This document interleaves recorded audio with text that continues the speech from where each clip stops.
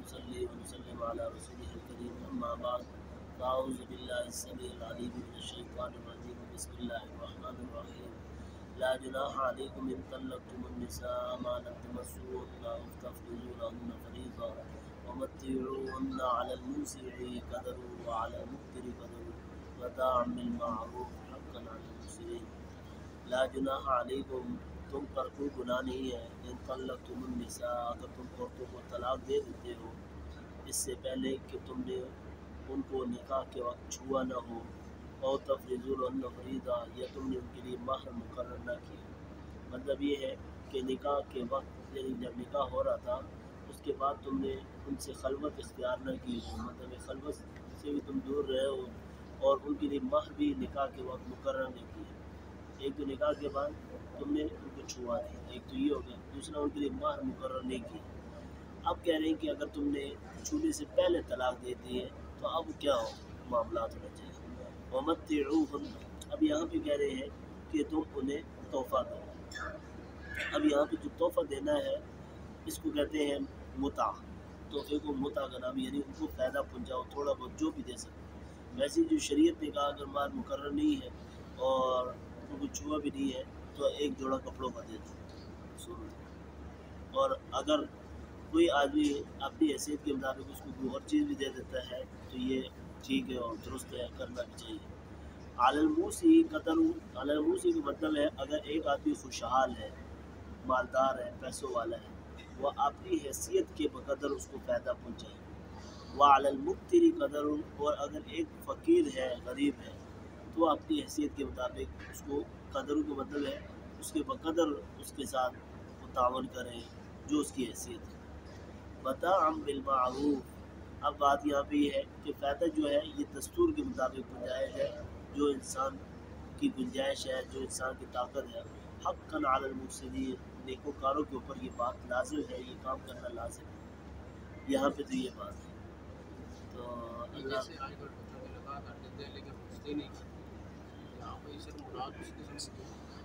نہیں وہ یہاں پر یہ معاملہ وہ ہے کہ مثال دیتا ہوں کہ اگر ایک آدمی نے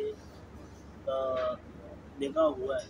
اور رخصتی سے پہلے مطلب ایک تو نکاح کر کے اور اس کے بعد مہر بھی مقرر ہو جاتا ہے نکاح کے اندر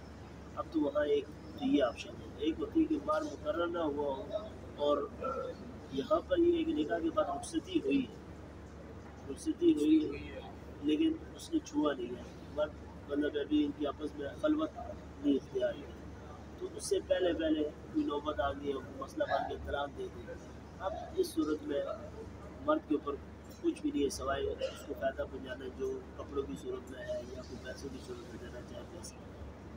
آج کل جو بچوں میں نا بات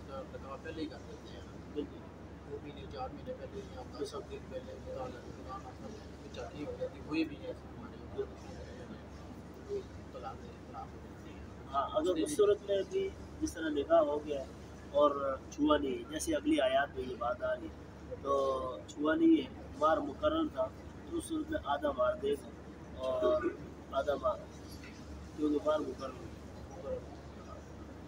نہیں ہے تو معاف ہے نہیں اگر مقرر نہیں ہے اور چھو لیتا ہے اب یہاں پہ بات الگ آ رہی ہے ایک تو وہ تھا کہ چھوا نہ ہو اور مار مقرر بھی نہیں ہے چھوا بھی نہیں ہے تو پھر اس میں کہہ رہے ہیں کہ فائدہ پہنچ جائے وہ پتی ہونے کا مطلب ہے 2 کپڑوں کی صورت وہ پکڑا دے تو یہ کام ہے ایک ہوتا ہے کہ مار مقرر نہیں ہوا ہے نکاح کے وقت لیکن چھو لیا اب کیا کیا جائے گا اب یہ ہے کہ جو مہر مثل ہے مہر مثل سے مراد یہ ہے جس کو شریعت نے فرمایا کہ مثال دیتا ہوں اسی کے کزن کی ایک شادی پہلے ہوئی ہے